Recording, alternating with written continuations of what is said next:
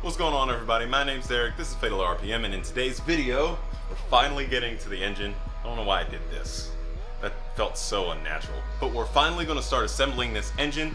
Now, right before we actually do that, what we're going to need to do is we're going to have to double check all of the clearances and everything that were set, or said were set by my machinist. So we need our micrometer, our dowel bore gauge, and that should allow us to double check all of the clearances just to make sure they are accurate. Once they are accurate, we do have a couple parts that I have already cleaned up, like our little rockers here, which used to look gross, but they are very, very clean. We need to go ahead and prep all those little pieces because all of our prep work will determine this engine actually going together successfully. We do have most of the parts. Unfortunately, I do have some bolts in this box that were pulled off the block. So I'm gonna have to go through some of my old footage just to see where they are, because I did leave very select bolts in the block because they were for particular mounts that I couldn't fit in a baggie and I didn't really know how to describe. So yeah, that's where we're at with that. I did go through everything that's sitting here on the table in my previous video, which I will link up here in the corner up there.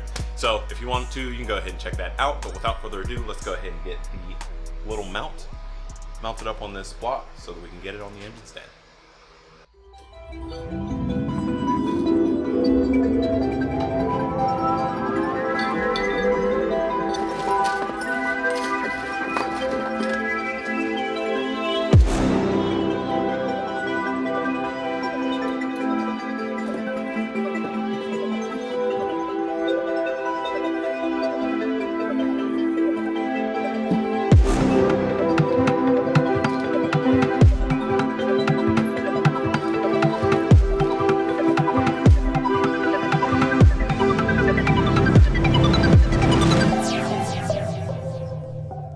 First things first, I need to look over the pages provided to me by my machinist and try to make some sense of what it is I'm actually reading, since this is my first time doing this.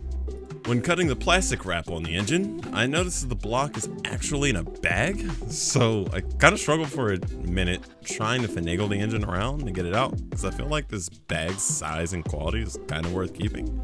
I actually ended up using it to cover it for the night so everything didn't dry up and rust out. Now we've got to grab our tools and verify the work done on the block was actually correct using a dowel bore gauge and a micrometer. These are actually the same tools I used to find out the cylinder was egg-shaped in the first place and needed boring. I spent what seemed like a substantial amount of time looking at these pages again, trying to figure out what's what, even though I'll soon find out that using it for this step was pointless. But moving on to the setup of the tool. We use a micrometer to act as a control by first calibrating it using the gauge and setting the micrometer to the diameter of the cylinder. Then we need to find the tip for the dowel bore gauge with the appropriate length for our cylinder. Then we'll use the micrometer to zero out the dowel bore gauge.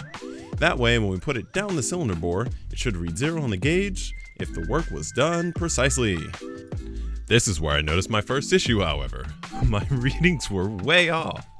After triple checking the list of measurements, that's the moment I realized that the measurement on the paper was around 86 millimeters and not what was being bored to, which is 87.5. Attention to detail here is key, because if I was comprehending what I was reading at first, I would have just skipped this step altogether. So instead, to verify the measurements, I zeroed it out on one of the cylinders, and then I went ahead and checked all of them, and they're all within 1/10 of a millimeter of each other. So, I mean, it's pretty close without having a very, very expensive CNC machine. So now that we got these checked, I'm basically just going to check everything that he did. So we need to get this on the engine stand.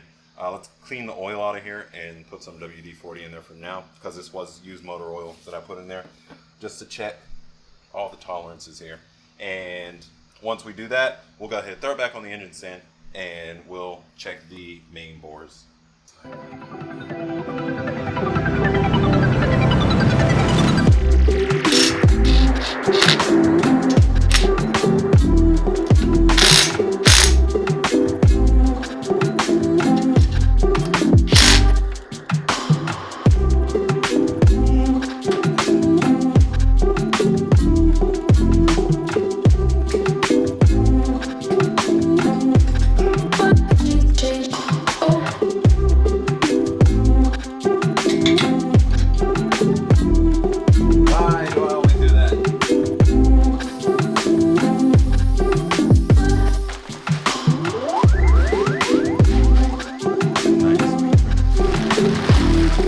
See you tomorrow.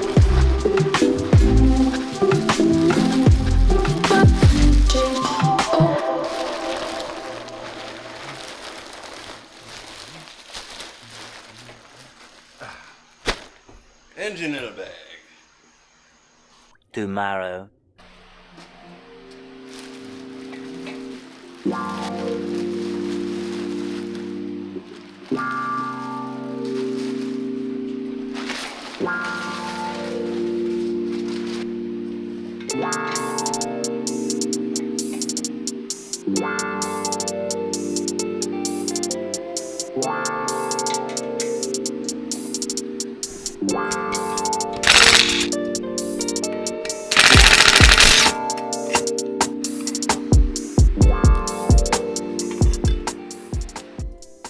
Now that we verified that the cylinder bore is set the way that it's supposed to be, now we need to verify that the other bores on the block are correct.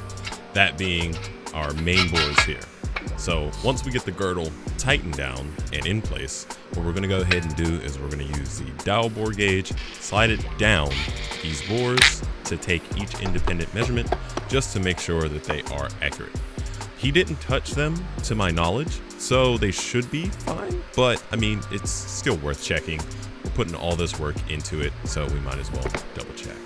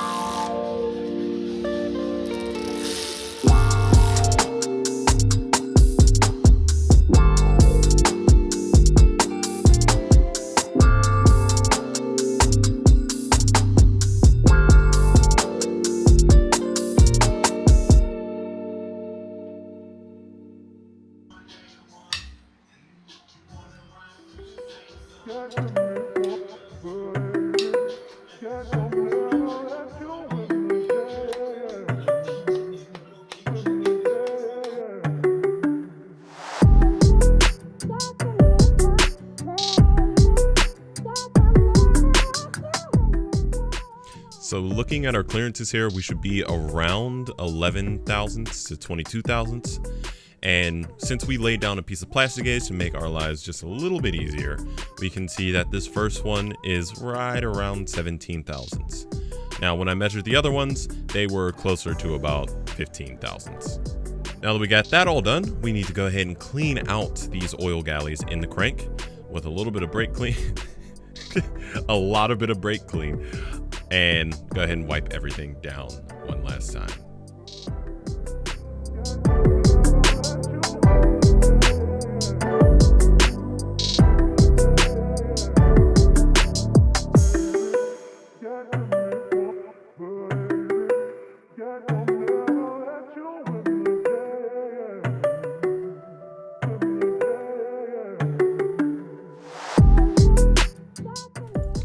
So now we're going to be checking the gap of the piston rings. So we need to go ahead and set these inside the block and make sure they are perfectly straight using the top of a piston ring. After we have that, we're going to take a feeler gauge and slide it in the gap in the piston ring to whichever one gives us the most amount of resistance without fighting to go in. Or at least that's what I intended on doing. I couldn't actually find my feeler gauge, so yeah, let's move on. Since it looks like I'm going to have to trust my machinist did a perfect job on those piston rings, what we're going to go ahead and do is we're going to go ahead and pack up our crankshaft and all the bearings with the assembly grease. Now I am using assembly grease here instead of assembly lube like most people do. I couldn't really discern any particular difference between the grease and the lube, other than grease tends to be a little more expensive. Yet I had this on hand from whenever I rebuilt my turbos, so instead of going ahead and buying assembly lube, I'm using this instead. Also, it was relatively inexpensive on Amazon, and it had pretty good reviews from people building their engines with it, so that's what we're going to use.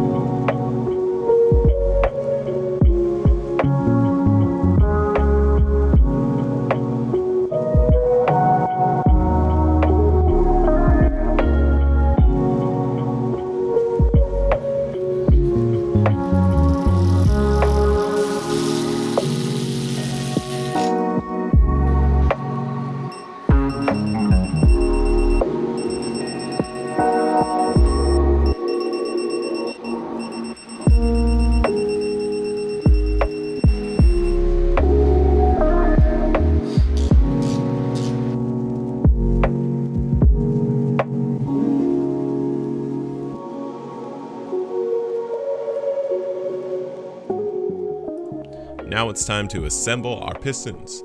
Starting off with the rings, I would tell you how to do this, however, there are seasoned veterans on YouTube here that build race motors that can teach you how to do this a lot better than I would be able to stumble through trying to explain this process. However, one thing I will say is these pistons come with stainless steel top rings, and some of the tutorials you'll notice they tell you not to bend the top ring too much because it can either deform or crack. Now, since they're stainless steel and those are cast that they're referring to, these are not going to be as susceptible to damage, but still try to keep from bending those top rings too much. Worst case scenario, go ahead and grab yourself a tool off Amazon or your nearest automotive store. That's number one packed. Got all the gaps in the right place.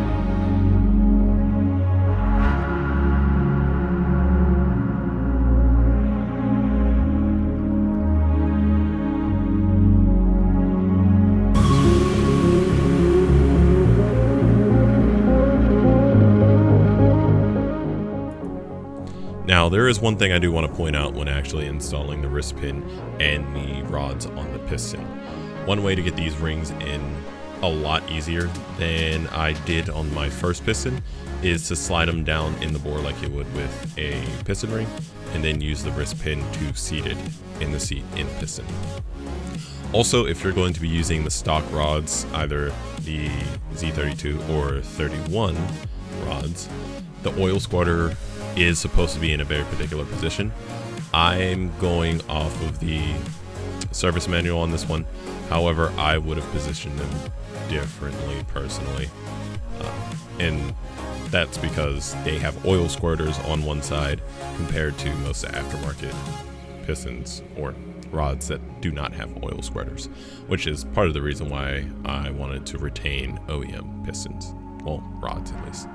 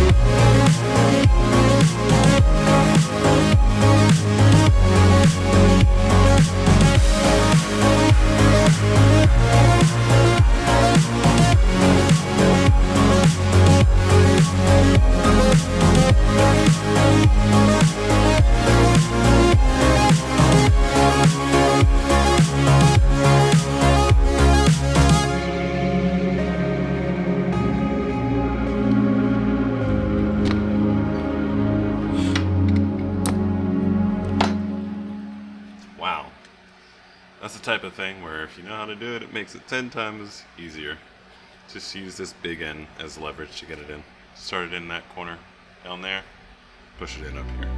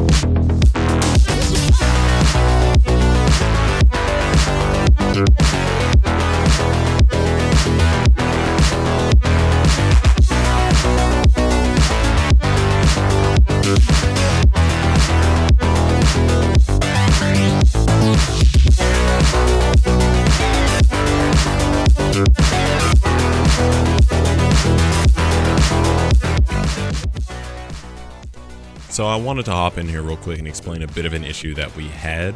So since we're using the internals of a Z32, we actually have to clearance some of these bolts inside. So there will be a bolt on both oil baffles in the front and the back that we're going to have to shave a couple mils off the head of it. And the reason why we have to do this is because whenever the engine rotates, it actually contacts the top of the rod. So that's something that doesn't want to happen. and it's not like it's just touching it or shaving past it, it's actually stopping it. So you can see here, I go to rotate the engine and it just comes to a full stop. And of course, my first time putting this engine back together, or any engine back together for that matter, I start to panic and like, what's going on? And just a quick look under to see what's going on, you can very clearly see, at least with your own eyes. Unfortunately, that's not something I could really get on camera, but you can clearly see that it is stopping it. So we're just going to take it, put it in some grips, and take it to a file real quick. Take a couple millimeters off, and we should be good.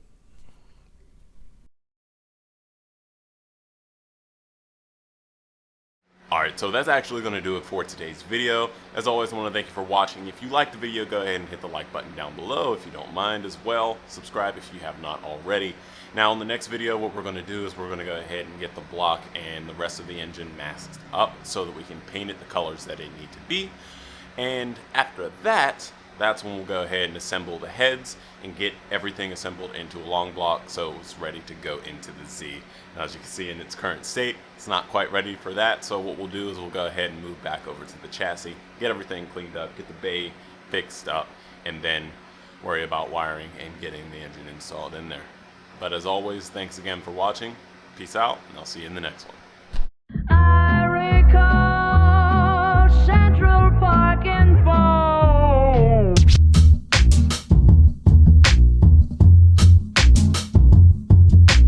Not the shame.